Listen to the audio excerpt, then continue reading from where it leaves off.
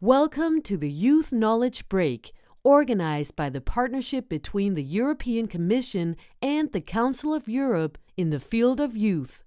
A series of online conversations about the role of evidence, research, and knowledge in the youth field in Europe today. Welcome to the Youth Knowledge Break, the Inspiration Series. Youth Knowledge Breaks are part of our online series of different conversations with youth researchers, policymakers, and youthful practitioners. This series is recorded as a part of the Youth Knowledge Forum, which we are hosting at the end of October online with the members of Pool of European Youth Researchers and correspondents of the European Knowledge Center on Youth Policy, as well as other stakeholders in the youth field. So today we are speaking with two of the members of the Pool of European Youth Researchers, Dan Moxon and Ondras Barta, about their involvement in the policy processes. And today we'll be discussing a little bit more about how researchers can support different policies processes at both European and national levels. So Ondras, can you tell us a little bit more about yourself and the process? Yeah, hi everyone. My name is Ondras Barta. And I'm a freelance youth researcher and also a member of the Pool of the European Youth Researchers. And hi, my name's Dan Moxon. I'm a researcher specialising in youth participation. I'm also a member of the Pool of European Youth Researchers. We're going to talk to you about the EU Youth Dialogue process, which is a process for youth participation that runs across the EU at both national and European level. And it's linked to the presidency of the Council of the EU. When did this process come up? What is it about, and what values does it bring to the youth sector and to young people?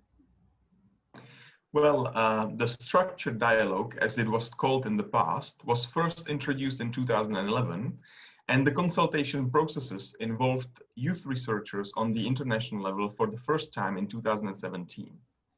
As for what it really is, the resolution of the Council of the European Union claims that the EU Youth Dialogue aims to include diverse voices of young people in decision-making processes on all levels and foster the development of citizenship competencies through citizenship education and learning strategies.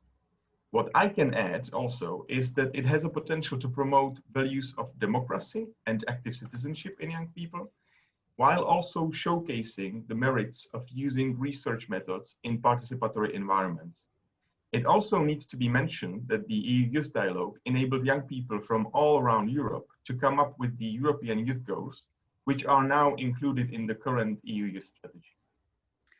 Thank you, Ondras. And can you tell us a little bit more about what the role of researchers is in this process?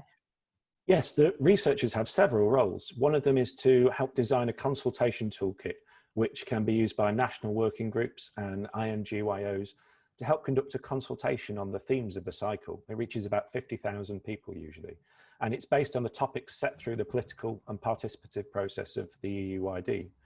We also have the job of analysing the results of that consultation, bringing in together the national reports and making a common collective one, and a more general role supporting and advising the European steering group. They guide the overall process, so we have to give advice on what sort of things are possible in the consultation and what aren't. Thank you. What is the main learning from the process that you can share with the youth sector?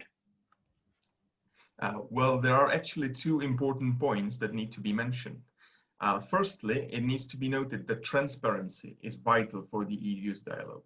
Transparency needs to be ensured in terms of aims and processes, and in terms of roles of different actors on all levels, including the neutral and non-political role of the youth researchers.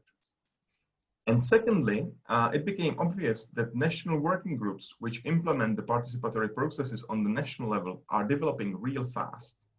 This means that young people are vital not only as participants, but also as co-organizers of the participatory processes.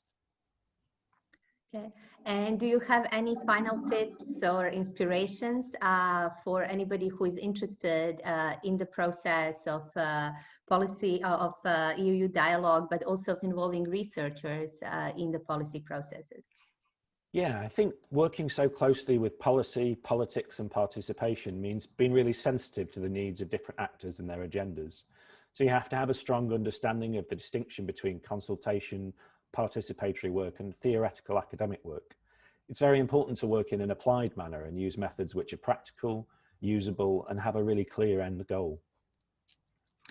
I would also say that youth researchers have the potential to contribute to the transparency of the whole process, as well as to the capacity building of the national working groups. You know, thinking patterns common to all researchers, such as clearly defining terminology and objectives, outlining methods and processes in advance, or recording all steps along the way, these are all valuable contributions a youth researcher can make to the EU Youth Dialogue processes.